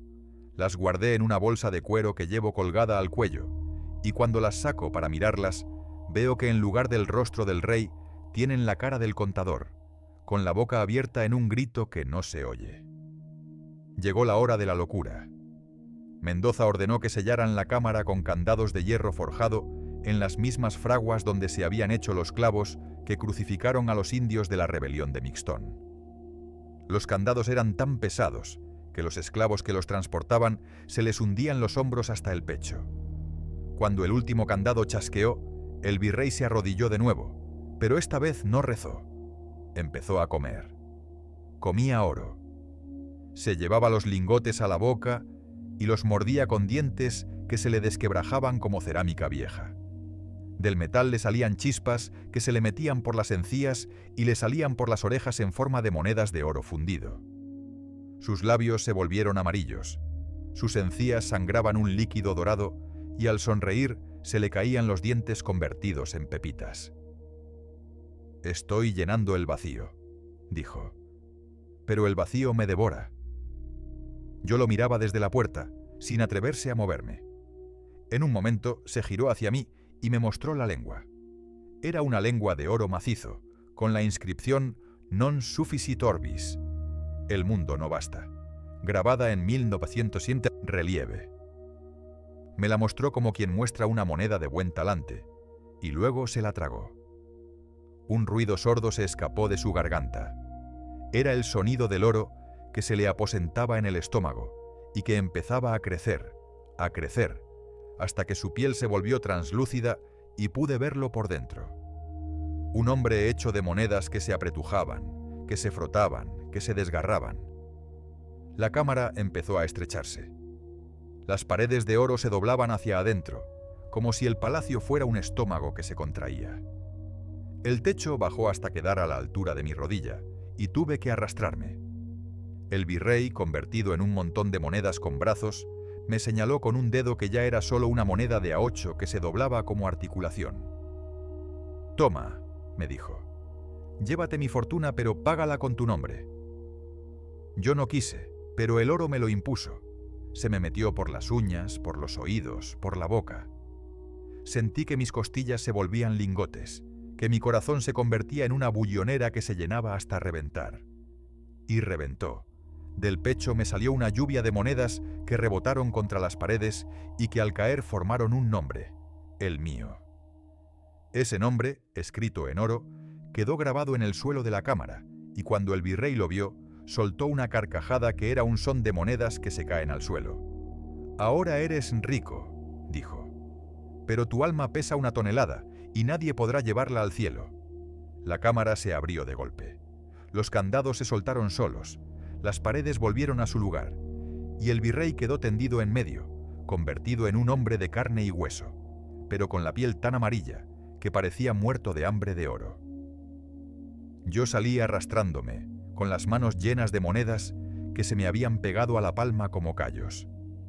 Desde entonces, cada vez que cierro los ojos, veo la cámara que se estrecha, veo la lengua de oro, veo el nombre mío grabado en el suelo. Y cuando camino por los pasillos del palacio, oigo el tintineo de las monedas que llevo dentro, un sonido que se confunde con el latido de los muros. Porque este palacio, oyente, ya no es de adobe ni de oro, es de culpa convertida en metal, y cada vez que alguien sueña con riquezas, una moneda se le cae al suelo y rodando, llega hasta mis pies. Yo la recojo, la aprieto contra el pecho y siento cómo se me clava otra vez la espuela. Descansa, si puedes. Mañana te contaré cómo los niños que no crecen pagaron con sus huesos la fortuna que aquí se guardó. Pero ahora deja que el oro te meza con su canto de monedas, y que el nombre que se escribe en oro te susurre al oído. No hay peso más pesado que el que llevas dentro, y no hay riqueza que pueda comprar el sueño que ya no tienes. El olor a hoja de aguacate quemada me despertó antes que el sol. No era incienso, ni leña, era el perfume de la muerte que se cuela por las rendijas cuando la viruela decide hospedarse en los cuerpos de los niños. Yo dormía en el corredor de los frailes sobre un petate que olía a mi propio meado, y la primera cosa que vi al abrir los ojos fue el pie de una monja descalzo. Un pie blanco, con la planta surcada por venas moradas que parecían mapas de ríos secos. Me agarró del cabello, no con violencia, sino con la ternura de quien va a sacrificar un cordero. Y me dijo: «Levántate, guardián, los infantes están ardiendo». No entendí si hablaba de fiebre o de fuego real, pero el susto me hizo poner los pies sobre la losa fría y correr tras ella. El claustro olía a caldo de pollo y a vinagre. Las monjas creían que el ácido ahuyentaba al demonio que llevaba las pústulas. En la sala capitular habían colchones en el suelo, uno pegado al otro, como una colmena humana. Sobre ellos los niños, niños españoles de familias pobres, niños indios regalados por sus madres para que aprendan el cielo, niños negros traídos de las haciendas de azúcar que aún no sabían que su piel era moneda. Todos tenían la misma fiebre que brillaba en la piel, como si el sol se les hubiera metido por dentro. Los ojos hundidos, las bocas abiertas, las lenguas negras. Uno de ellos, un mestizo de ojos verde botella, que se llamaba Diego, pero que las monjas bautizaban como Dieguito el Valiente, me miró y me dijo con voz de abuelo: «Tengo 10 años, pero parezco 100». Quise contestarle que yo también me sentía viejo, pero la monja me empujó hacia adelante y me entregó una jarra de barro llena de agua con azufre. «Rocíalos y luego recógelos».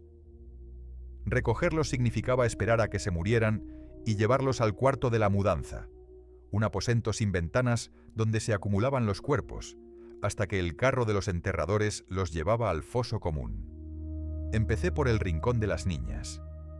Había una, se llamaba Ana, pero las monjas la llamaban Anita la pecadora, porque había nacido de una sirvienta y un capitán casado, que tenía las pústulas tan cerca de los ojos que parecía que le crecían pestañas de pus. Cuando rocié el agua sobre su frente, ella me agarró la muñeca con una fuerza que no era de niña. «No me tapes la cara cuando me muera. Quiero ver si el cielo también tiene viruela». Le prometí que no, aunque sabía que las monjas cubrían los rostros con una servilleta bordada para que los ángeles no se espanten. Ana cerró los ojos, pero no murió. Se quedó en un sueño que parecía un charco sin fondo. En la siguiente estancia estaban los mellizos, Juan y Juana, hijos de un encomendero que los había dejado allí para que aprendan humildad.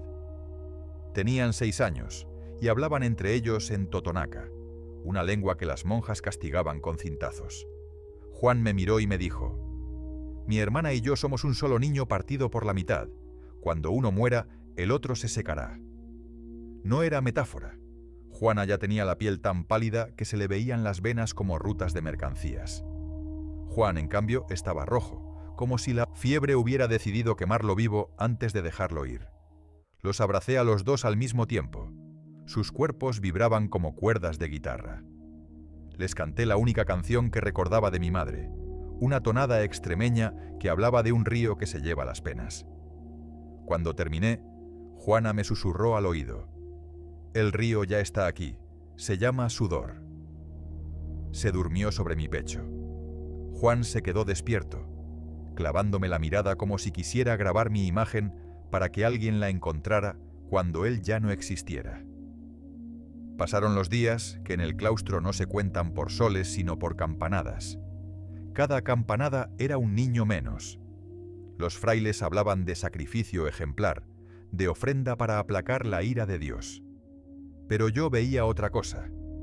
Veía cómo las monjas cerraban los ojos mientras les daban la extreunción, cómo los confesores apretaban los labios para no oír los nombres de los padres que habían violado a las indias, cómo el padre provincial anotaba en un libro de cuentas la cantidad de almas salvadas, como si fueran fanegas de trigo.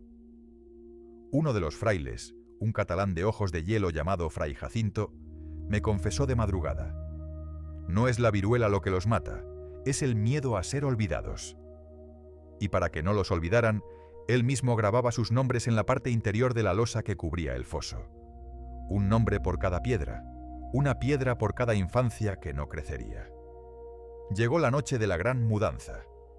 El prior había soñado que el diablo se llevaba a los niños en un carro de fuego, y que para evitarlo había que darle al diablo un sustituto. El sustituto sería el más fuerte, el que sobreviviera a la fiebre más alta. Eligieron a Dieguito el Valiente. Lo despertaron con agua fría, lo vistieron con una túnica de lino blanco y lo llevaron a la capilla. Allí lo esperaban el prior, 2 frailes con antorchas y yo, porque alguien tenía que cargar el cuerpo después. Dieguito no lloró. Me miró y me dijo: «Cuando me vaya, cierra los ojos y cuenta hasta 10. Al abrirlos, yo seré un ángel, y tú ya no tendrás que cargar más muertos». Quise decirle que no era así, que los ángeles también pesan, pero la voz se me quebró como una campana rota. El ritual fue breve y silencioso.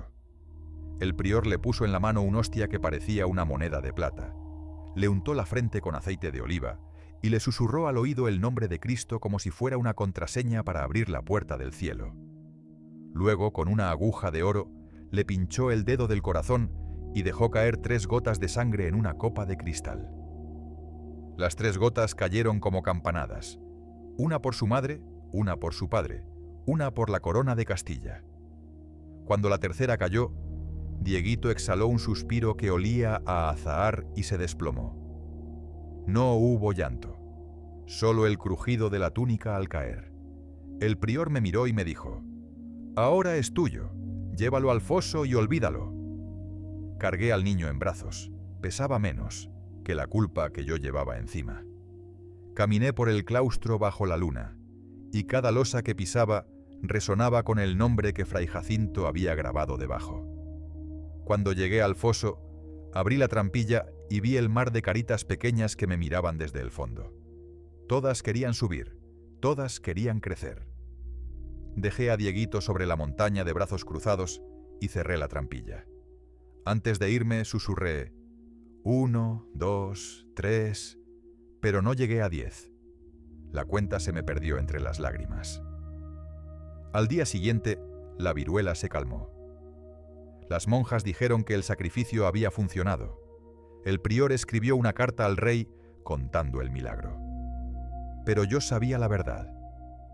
La enfermedad se había llevado a los más débiles, y al quedarse sin hueso que roer, se fue. Quedaron los supervivientes. Ana, que ya no podía ver, pero que cantaba canciones que nadie le había enseñado. Juan, que se quedó mudo el mismo día que murió su hermana. Y yo, que empecé a hablar solo para llenar el vacío que dejaron sus voces. Las monjas me llamaron el guardián de los niños que no crecen, y me dieron una llave. La llave del cuarto de la mudanza. Dijeron que debía abrirlo solo cuando el olor a azahar se mezclara con el de la podredumbre, para que los ángeles no confundan el cielo con el basurero. Pasaron los años, no sé cuántos, porque en el claustro el tiempo se mide en cicatrices, y yo seguí ahí. Ana se convirtió en una mujer menuda que tejía mantas con hilos que sacaba de su propio cabello. Juan aprendió a tallar cruces en madera de cedro, pero nunca les puso nombre. Cada vez que un nuevo niño enfermaba, yo lo llevaba al salón, le cantaba la misma tonada extremeña y le prometía que su nombre quedaría grabado en la losa. Algunos se salvaban, otros no, pero todos se llevaban una parte de mí, como si yo fuera el árbol que da fruta y se queda sin ramas. Una noche, Ana me dijo al oído: «Tú también eres un niño que no creció, solo que tu viruela se llama recuerdo». Me besó en la frente con la misma ternura con que las monjas besan a los agonizantes, y por primera vez sentí que la culpa dejaba de sangrar. Hoy, cuando el sol se pone y el claustro huele a azahar y a vinagre, abro la trampilla y dejo caer una flor silvestre por cada nombre que aprendí. Las flores no llegan al fondo, se quedan flotando sobre el mar de caritas, como barcos que buscan un puerto que no existe. Cierro la trampilla, me acuesto sobre el petate y escucho cómo los nombres se repiten en mi cabeza como campanadas. Dieguito, Ana, Juan, Juana y los otros 100 que ya no recuerdo pero que aún me abrazan mientras duermo. Y tú, oyente, que me escuchas desde tu almohada, respira despacio. Si sientes que una mano pequeña te acaricia la mejilla, no te asustes. Es solo un niño que no creció y que quiere crecer contigo, para que su nombre deje de ser una losa y empiece a ser una historia que se cuenta antes de dormir. El olor a pólvora me despertó, antes que el sol. No era el mismo perfume de los arcabuces de la conquista. Era más seco, más honesto, como si la tierra misma hubiera decidido vomitar su historia y empezar de cero. Me incorporé en la estancia de los claustros donde dormía desde que el palacio dejó de ser virreinato y se convirtió en cuartel de moscas y memorias. Afuera, el cielo amanecía color de herrumbre. No era la aurora, era el humo de los campos de caña que ardían al otro lado del barranco. Pero ese día, el humo traía algo nuevo. Traía gritos en español y en náhuatl mezclados, y entre ellos, como una cuchilla que repica en el aire, el nombre de Zapata. Salí descalzo. El zaguán olía a paja quemada y a caballo sudado. Los lienzos de los retratos de virreyes y virreinas habían sido arrancados de cuajo y arrastrados por el suelo como sudarios. Sus rostros, antes dorados, estaban rajados por las espuelas de los jinetes que entraron la noche anterior. Un muchacho, apenas tendría 15 años, con pantalones de mezclilla remangados y una carabina de repetición que le llegaba al hombro, me empujó contra la pared.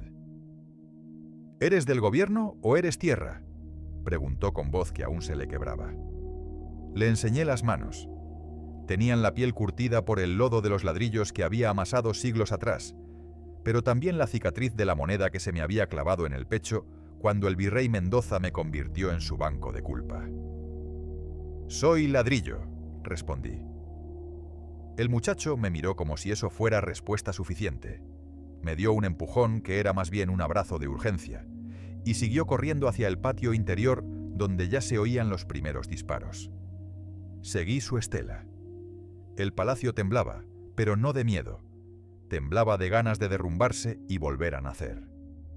En la galería de los arcos, donde la Malinche me había enseñado a traducir la traición, ahora ondeaban banderas rojas y negras pintadas con manos temblorosas.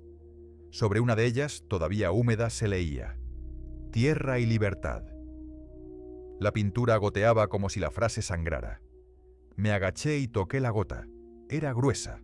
Olía a aceite de linaza y a sudor de caballo. Era la misma textura de la sangre que vi brotar de la garganta de Benavides, pero esta vez no era azul. Era color de tierra mojada, la tierra que ya no quería ser propiedad de nadie. En el Salón de los Crímenes Nobles, donde la alfombra todavía guardaba la mancha de la familia Benavides, un grupo de hombres y mujeres de pantalón remangado había volcado la mesa de juego del virrey. Sobre ella, en lugar de naipes, habían puesto planos de los latifundios que rodeaban Cuernavaca. Un hombre de bigote grueso, cano, con cara de haber dormido poco y soñado mucho, golpeaba el plano con un cuchillo de cocina que había sido afilado hasta convertirse en machete. Aquí, decía, estaba el ingenio de los Cortés, aquí el de los Escandón, aquí el de la viuda de Mendoza. Mañana serán ejidos, mañana serán de quienes las sudan. Alrededor, los campesinos asentían con una solemnidad que no venía de la iglesia, sino del vientre vacío. Cuando el hombre alzó la vista, vi sus ojos. Eran dos tules secos que aún guardaban el reflejo del lago que habían desecado para plantar caña. Me reconoció, aunque no me conocía. «Tú», me señaló, «tú estuviste aquí cuando esto era infierno. Cuéntales a los muchachos cómo se construye una cadena para que sepamos qué tanto hay que romper». Abrir la boca fue como romper un sello de cera que llevaba siglos intacto. Les conté cómo amasé los ladrillos con la sangre de los míos, cómo vi a niños transportar canicas de cal que les comían las manos, cómo el virrey Mendoza se tragó lingotes hasta convertirse en una hucha ambulante. Les hablé de la moneda que aún llevaba grabada en el pecho, de la que cada noche se me clava una espuela cuando intento dormir. Les hablé sin llorar, porque las lágrimas también eran cadenas. Cuando terminé, el hombre del bigote se acercó y me dio un abrazo que olía a marihuano y a pólvora. «Gracias», dijo. «Ahora ya no eres ladrillo, eres testigo. Y los testigos no mueren hasta que alguien les arranque la lengua para contar la verdad al revés». Me dio su pistola. Un revólver Colt de 7 tiros, pesado, frío, con el cañón todavía tibio de haber disparado contra la estatua de Carlos IV, que yacía hecha pedazos en el jardín. «Cuídate la lengua», me advirtió. «La vamos a necesitar cuando esto termine». Salimos al patio. El fuego ya había llegado. No era el fuego de la hoguera de la Inquisición, era el fuego de los archivos. Montones de pergaminos, títulos de propiedad, contratos de compraventa, cartas de nobleza, ardían en una pira que olía a sebo y a historia podrida. Un muchacho con camisa de manta alzaba cada foja como si fuera una hostia, la mostraba al cielo y la arrojaba a las llamas. Cada vez que una hoja se consumía, el humo formaba una cara, la del virrey Mendoza, la de Cortés, la de Benavides, la de doña Inés. Las caras se retorcían, abrían la boca como si quisieran decir «perdonad», pero el fuego no perdonaba. Convertía la tinta en oro líquido que se perdía entre las brasas. Yo me agaché, agarré un puñado de ceniza todavía caliente y me la froté en la cicatriz del pecho. La cicatriz absorbió la ceniza como si fuera un papel secante, y por un instante dejó de doler. Entendí que la herida también quería ser tierra, no oro. Llegó el momento de la ejecución simbólica. En el centro del patio, donde antes yacía la fuente de mármol con el león de España, habían montado un poste de madera de mezquite. Al poste lo ataron con sogas de ixtle al mayordomo del último hacendado, un hombre gordo, blanco, con bigote de cepillo que aún olía a colonia de París. En el pecho llevaba un cartón que decía: «Represento las cadenas». No gritó, solo cerró los ojos cuando los rifles se alzaron. Yo estaba entre 1900 y los fusileros. El hombre del bigote me había dado la opción de no disparar, pero yo sabía que el disparo no era para matar al mayordomo. Era para matar la imagen que yo llevaba dentro desde que ayudé a clavar la bandera de Castilla en la cima del cerro. Apunté. El dedo en el gatillo era el mismo que había amasado el ladrillo donde aún vive la gota de sangre de Cortés. Apreté. El retroceso me sacó del hombro, pero también me sacó un grito que llevaba siglos atascado entre las costillas. El mayordomo cayó, pero la bala no lo tocó.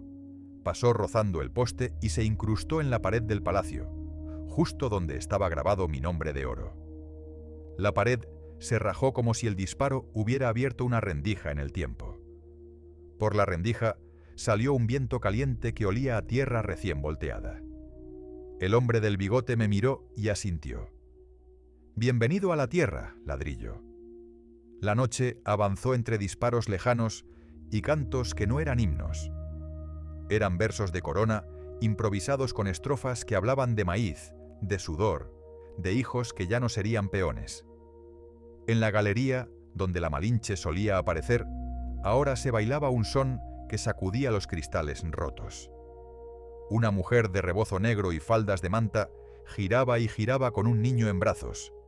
Cada vez que daba una vuelta, el niño reía y el rebozo dejaba caer una lluvia de semillas que rebotaban en el suelo de losa con un sonido de granizo.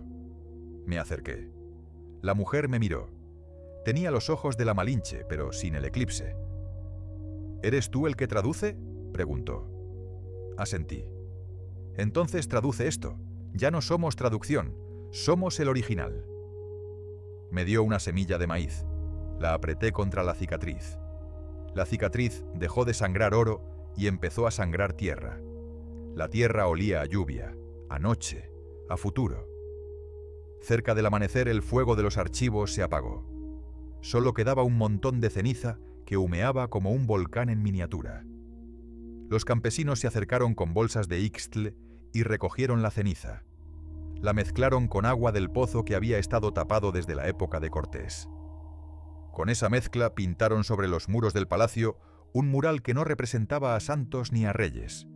Representaba un campo de maíz, donde cada talla era un fusil y cada mazorca era un niño durmiendo.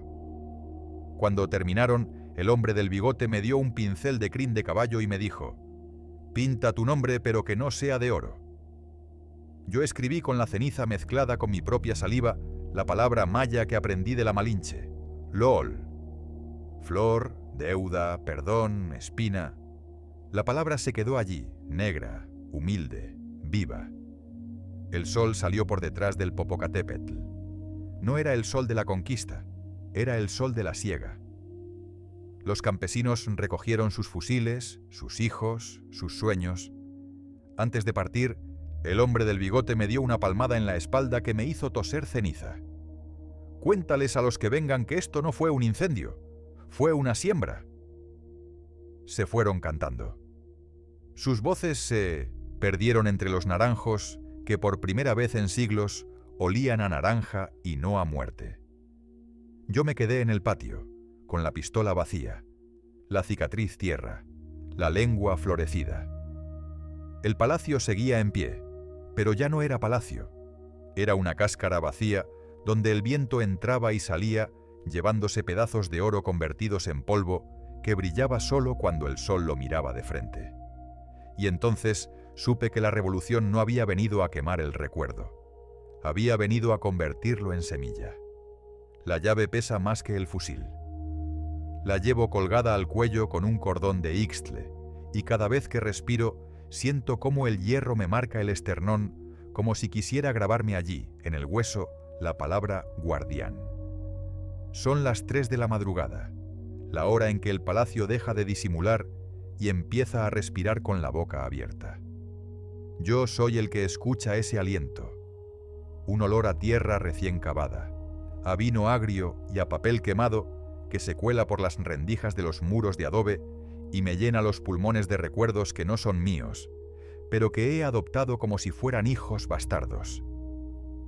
Desde la Torre del Este, donde duermen las campanas que nadie toca, veo la ciudad dormida, un mosaico de luces amarillas que parpadean como ojos cansados.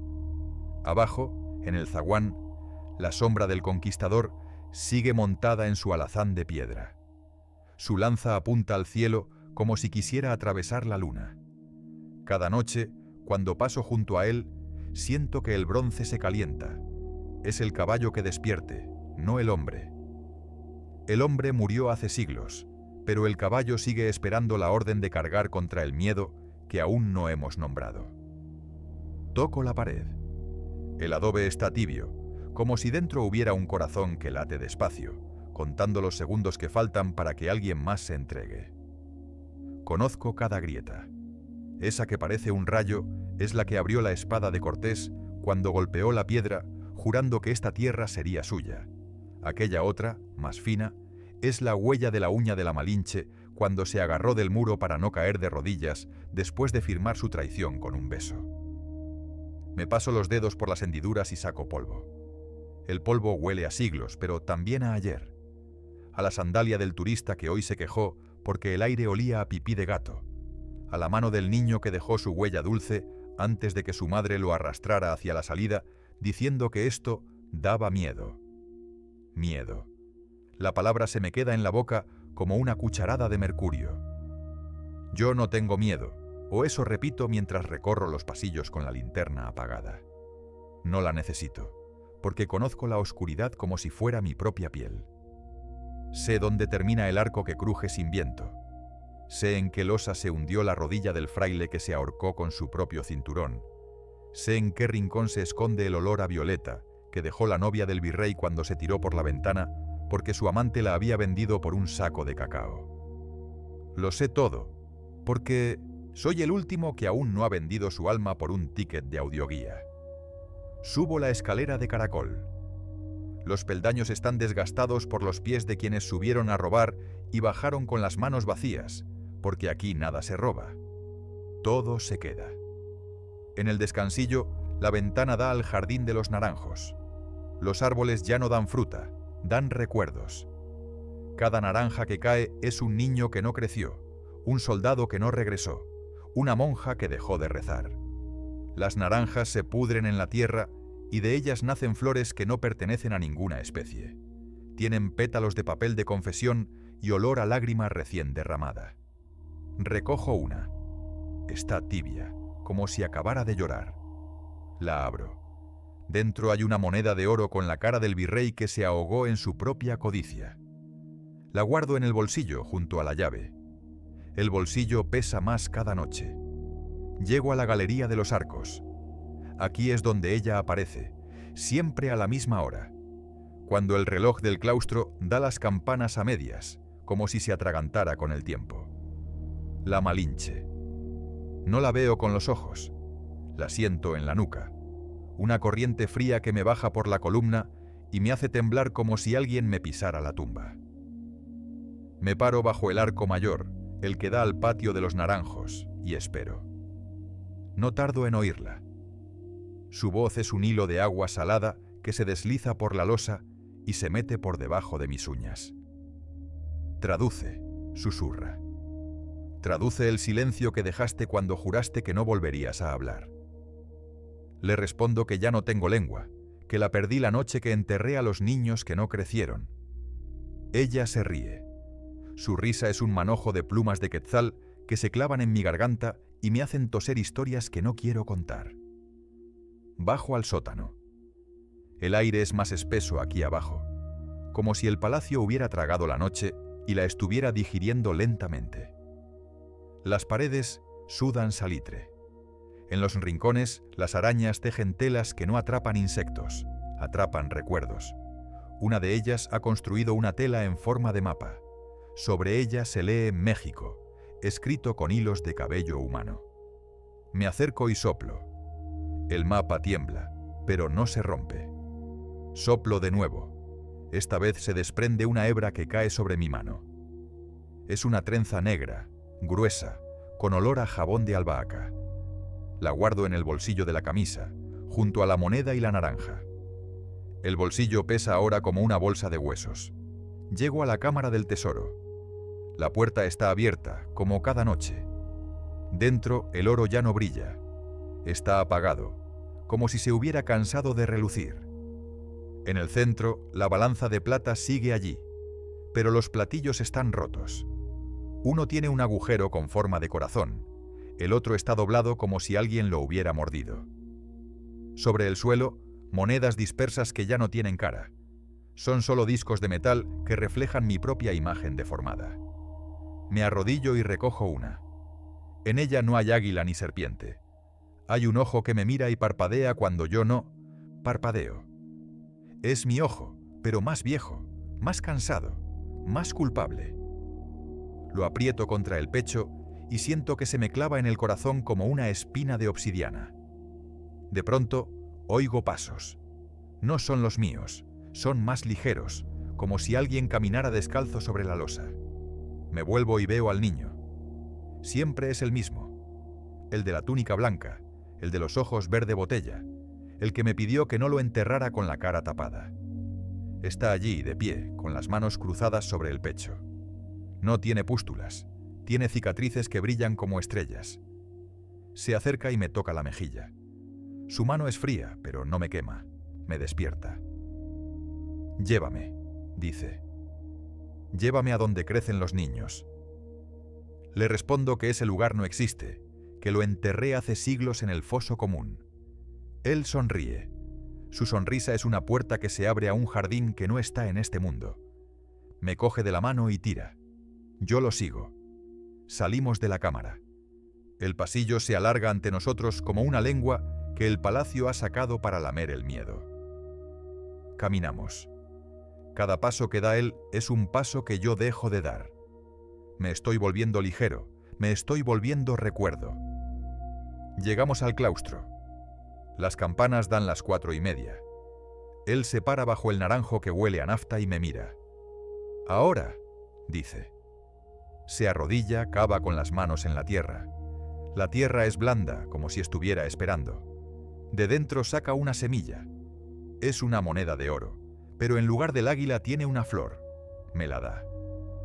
«Plántala», ordena. «Obrevsko». Meto la moneda en la tierra y la tapo. Él se pone de pie y me abraza. Su abrazo es breve, pero me llena los pulmones de azahar. Cuando se aparta, ya no está. En su lugar, una naranja nueva, pequeña, verde, que brilla como una lámpara. La recojo. El bolsillo ya no pesa, está vacío. La moneda, la trenza, la naranja vieja, todo ha desaparecido. Solo queda la llave. La toco. Está caliente, como si acabara de ser forjada. Me la coloco de nuevo en el cuello y siento que me cruje el esternón. Se está grabando, sí, la palabra guardián, pero también otra, padre. Subo la escalera de caracol. Esta vez los peldaños no crujen, cantan. Llego a la torre. Las campanas han dejado de dar las campanadas. Ahora suenan como risas de niños. Me asomo a la ventana. La ciudad ya no está dormida. Las luces amarillas se han vuelto verdes, como ojos que acaban de abrirse.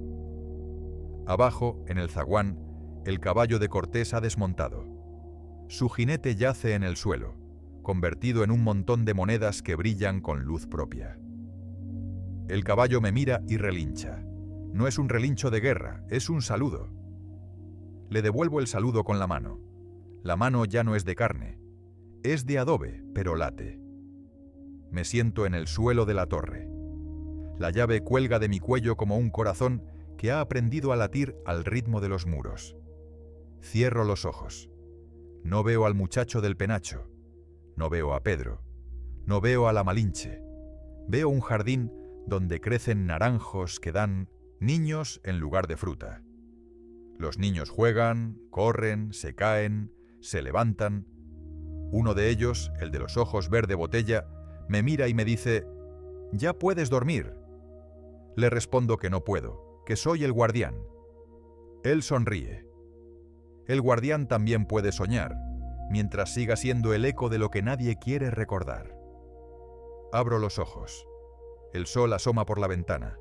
No es el sol de la conquista, es el sol de la siesta, el que mece a los niños que crecieron, a los que no crecieron, a los que aún están por nacer. Me levanto. La llave pesa, sí, pero ahora el peso es mío. Bajo la escalera. El palacio me observa, pero ya no me muerde. Me acaricia. En el zaguán, el caballo me espera. No tiene jinete, tiene una silla vacía. Me subo. El alazán camina, pero no se mueve. Es el palacio el que se mueve bajo mis pies, como si respirara por primera vez en 5 siglos. Llego a la puerta principal. La abro con la llave. La llave gira sin chirrido. Ha aprendido el lenguaje de la quietud. Afuera la ciudad despierta. Los turistas sacan fotos, los vendedores ofrecen artesanías, los niños corren con globos. Nadie me ve. Soy la sombra que se queda dentro. Cierro la puerta. La llave se queda en la cerradura. Ya no necesito llevarla colgada. Me la quito del cuello y la dejo caer sobre la losa. Suena un tintineo que no es de metal, es de campana de infancia. Me giro. El palacio me mira con sus 1000 ojos de ventana. Le devuelvo la mirada. Aquí estoy, digo. Aquí me quedo. La respuesta no es voz. Es un suspiro que recorre los muros y se mete debajo de mi piel. Me tiendo en el suelo del zaguán, sobre la losa que guarda la mancha de Benavides, la sangre de Cortés, la trenza de la Malinche, la naranja de Dieguito. Cierro los ojos. El sueño llega, pero no es sueño. Es el eco de todos los que aún no han encontrado la salida. Y yo, que soy la salida, me quedo. Porque el guardián no duerme, escucha. Y mientras escuche, el palacio seguirá siendo un lugar donde los muertos pueden seguir siendo niños, donde los traidores pueden seguir siendo amantes, donde los conquistadores pueden seguir siendo perdedores. Respiro. El aire huele a azahar, a vinagre, a tierra recién cavada. Abro la boca y de ella sale una palabra que no es mía. Descansa. Obedezco. El último testigo cierra los ojos, pero no se apaga.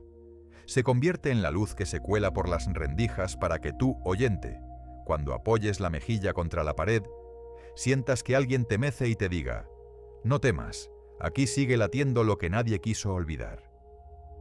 La última tea se apagó y el palacio al fin cerró la boca. Ya no laten los ladrillos, se han vuelto polvo que se lleva el viento. Me quedo aquí, inmóvil, con la cicatriz convertida en tierra y la lengua en flor. Si alguien me nombra, será solo para que la historia siga siendo humo que arropa antes del sueño. Cierra los ojos. Cuando abras, serás tú quien cuente.